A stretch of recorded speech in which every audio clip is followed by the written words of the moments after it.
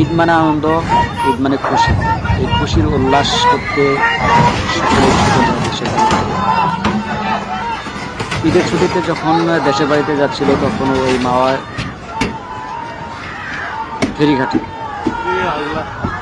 অনেকেই আহত হয়েছে, নিহত হয়েছে, অনেকেই পঙ্গু প্রবরণ করেছে, তাদের খুশি এখানে সমাপ্তি ঘটেছে। আবার অনেকেই ঈদ যাত্রায় ফেরত আসতে গিয়ে দেখা গেল এই ফেরিঘাটে আবার মর্মান্তিক দুর্ঘটনা ঘটেছে। বাসটি নিয়ন্ত্রণ হারিয়ে সরাসরি নদীতে পড়ে যায়। হে আল্লাহ, এই প্রত্যেকটা পরিবারের এই সুখ সইবার তৌফিক দান করো। আল্লাহ সবাইকে হায়াত দান করো, সবাই যেন সুস্থভাবে বেঁচে যায় এই প্রার্থনা করি।